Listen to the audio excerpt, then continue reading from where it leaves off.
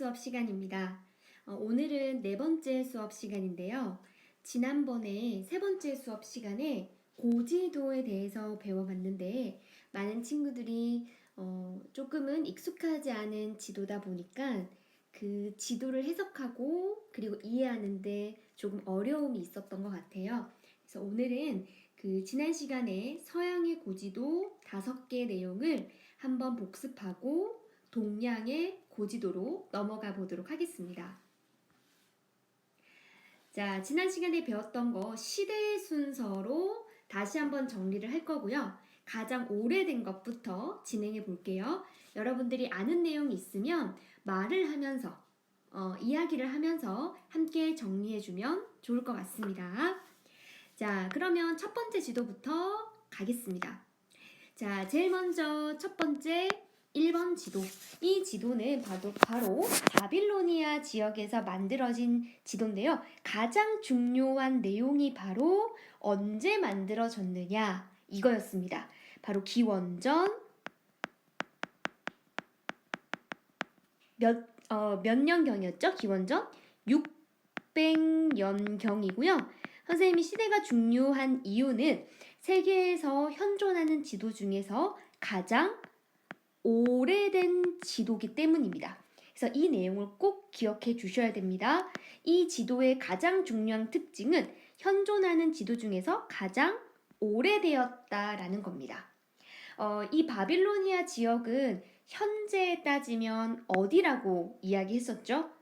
그렇죠. 이라크 지역 일대다라고 생각해 주면 됩니다.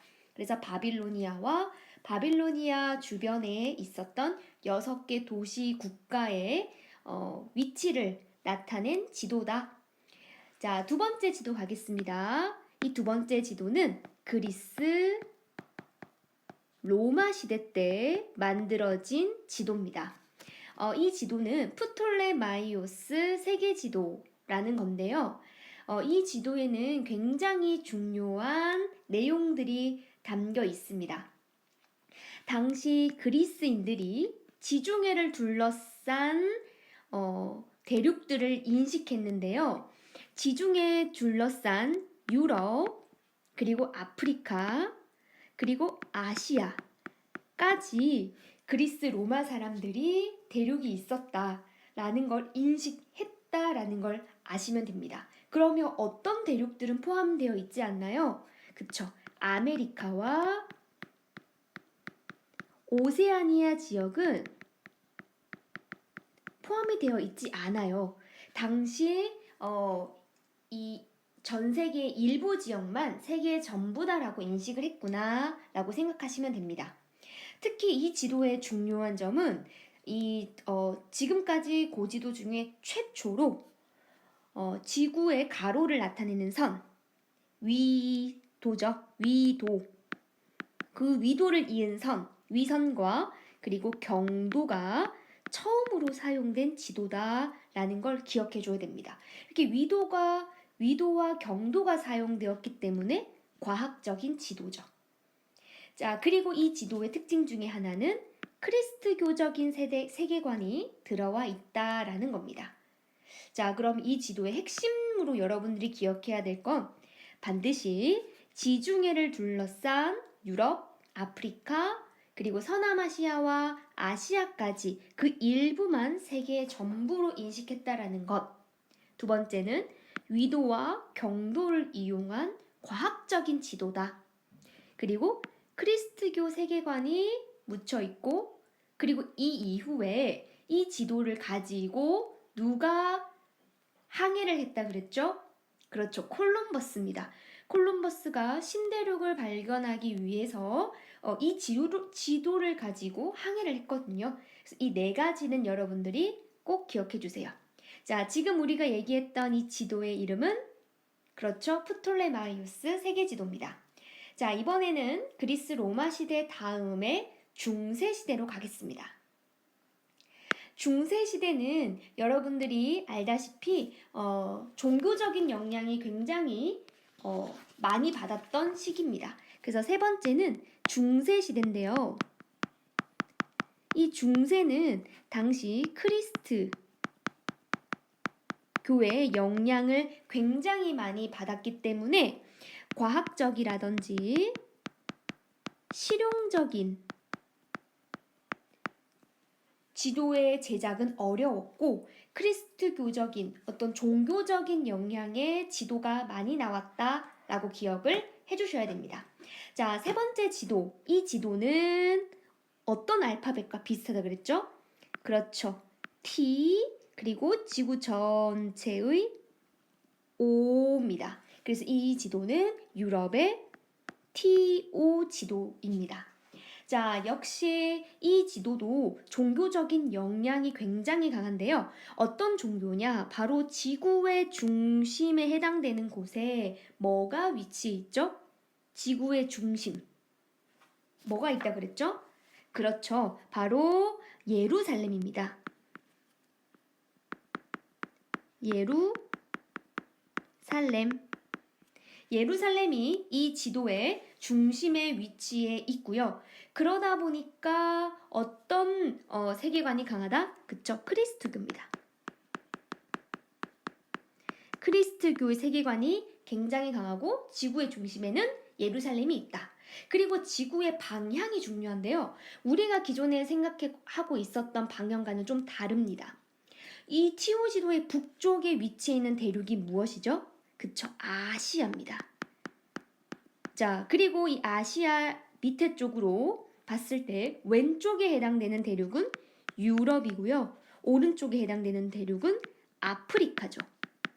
자, 그러면 우리가 기존에 알고 있던 동서남북 방향과 달리 지구의 북쪽, 지구의 위쪽은 어떤 방향이 나타납니까? 우리 아시아 대륙이 우리가 인식하고 있는 세계 지도에서는 동쪽이잖아요. 이 말은 위쪽이 동쪽을 나타낸다라는 겁니다. 이거 굉장히 중요합니다. 그럼 아래쪽은 뭘까요? 동쪽의 반대니까 서가 되겠죠. 그리고 이쪽이 아프리카 쪽이 남, 북 이렇게 됩니다. 그래서 지구의 이 지도의 위쪽이 나타내는 방향은 동쪽이다. 이게 굉장히 중요합니다. 다시 한번 정리해 볼게요. 이 지도에 굉장히 중요한 거는 지구의 중심, 이 지도의 중심에는 뭐가 위치해 있다? 예루살렘. 그 말은 크리스트교의 종교적인 성향이 강하다. 그리고 지도의 위쪽은 뭐가 나타나 있다? 아시아네? 아시아는 어떤 방향이죠? 동쪽이죠. 그래서 동쪽을 위쪽으로 그렸다라고 보시면 됩니다. 자, 이번에는 네 번째 지도 복습해 볼게요. 이 네 번째 지도는 중세시대에 나왔는데 이 중세시대 때 사람들이 특히 그리스 로마 시대 때의 지도 제작 기술을 받아들이고 활발한 상업 활동을 통해서 지리적인 지식이 조금씩 늘어난 시대입니다. 그러면서 아랍 지역에서 지도에 대한 인식 범위가 늘어났는데요. 이 지도는 알 이드리시 세계 지도입니다. 자, 이 알 이드리시 세계 지도는 유럽의 지도 제작 기술을 받아들이고 상업 활동을 통해서 사람들의 인식 범위가 확대해졌습니다. 특히 이 지도의 굉장히 중요한 내용은 티오 지도와 같이 지도의 중심에 뭐가 위치해 있다? 지도의 중심, 메카가 위치해 있습니다. 메카. 이 메카라고 하는 건 이슬람교 사람들이 하루에 5번 이 메카를 향해서 기도를 하잖아요. 그만큼 이 메카의 위치가 중심에 있다라는 말은 어떤 종교의 성향이 강하죠? 그쵸. 이슬람교입니다. 이슬람교. 그래서 지도의 중심에는 이슬람교의 성지인 메카가 있고요. 그리고 지도의 방향을 볼게요. 자, 가장 위쪽에는 어떤 대륙이 위치해 있나요? 지도의 위쪽. 그쵸, 아프리카입니다. 아프리카. 그리고 이 지도의 아래쪽에서 오른쪽에 위치해 있는 대륙은 그렇죠. 지중해가 되겠죠. 지중해 밑에 있는 유럽이 되겠죠. 유럽. 그리고 여기는 이 부분은 아시아가 되겠죠.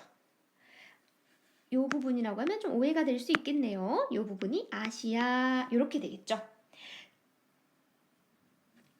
선생님이 방향을 잘못 한 것 같아요. 이쪽이 아시아, 이쪽이 유럽 이렇게 되겠습니다. 왜냐면 여기가 서남아시아니까. 자, 그러면 지도의 위쪽 아프리카네요. 그럼 아프리카의 방향은 어떤 방향인가요? 우리 지도에서 봤을 때 아프리카는 가장 남쪽 부분에 위치해 있잖아요. 그럼 지도 위쪽이 남쪽을 향하고 있다라는 걸 기억해 주셔야 됩니다. 자, 여기서 리드리시 세계지도에서는 바로 이 지도의 중심에 뭐가 있다? 메카. 그 말은 어떤 종교의 성향이다? 메카니까 이슬람교다. 이렇게 세계관을 이해해 주시고요. 특히 지도의 위쪽은 어떤 방향을 위쪽으로 삼고 있다? 그쵸, 남쪽이다. 요거를 꼭 기억해 주셔야 됩니다. 자, 이번에는 마지막 가겠습니다. 이 마지막 5번째 세계지도는 메르카토르에 의해서 만들어진 메르카토르 세계지도입니다. 메르카토르 세계지도. 자, 이 메르카토르 세계지도는 그 이전의 세계지도와 조금 다르게 사람들의 세계 인식 범위가 확대되었죠. 그동안은 우리가 유럽, 아시아, 아프리카까지만 인식 범위를 하고 있었는데요. 이 지도에서 보면 어떤 대륙이 등장하기 시작했나요? 그쵸, 아메리카, 그리고 오세아니아가 등장하기 시작했습니다. 그 말은 이 지도는 콜럼버스나 마젤란 등의 새로운 대륙을 발견한 이후에 제작된 지도입니다. 그래서 이 지도에는 아메리카와 그리고 오세아니아가 포함되어 있고 사람들의 세계에 대한 인식 범위가 넓어졌구나 라는 걸 기억하시면 되겠죠. 자, 또 중요한 부분이 바로 위선과 그리고 경선. 위선과 경선이 이루는 각도가 직각입니다. 위선과 경선이 이루는 각도가 직각입니다. 자, 이렇게 위선과 경선이 이루는 각도가 직각이기 때문에 내가 원하는 출발점에서 도착점까지 갈 때 그 방향이 정확하겠죠. 그래서 그 각도만 조절하면서 목적지로 이동할 수 있기 때문에 항해에 굉장히 많이 사용한 지도입니다. 그래서 위선과 위선이 직각이다. 그러다 보니까 방향이 정확해서 항해용으로 많이 쓰인다. 하지만 치명적인 단점이 있었죠. 적도 부분은 정확하지만 북쪽으로 갈수록 위선 간의 간격이 넓어집니다. 위선의 간격이 넓어지다 보니까 위쪽 부분이 잡아 끌은 거잖아요. 그쵸? 잡아 당겨졌기 때문에 극쪽으로 갈수록 극지방으로 갈수록 실제 면적보다 면적이 확대된다라는 걸 기억하시면 됩니다. 이해됐나요? 자, 여기서 중요한 부분 체크하겠습니다. 자, 역시 메르카토르 세계지도는 아메리카와 오세아니가 포함되어 있었고 사람들의 세계 인식 범위가 넓어졌다. 두 번째는 경선과 위선이 직각이기 때문에 항해용으로 많이 쓰였는데 치명적인 단점은 위선의 간격이 넓어지다 보니까 대륙을 위쪽으로 잡아 당겨는 효과가 있겠죠. 그래서 실제 면적이 극지방으로 갈수록 확대된다.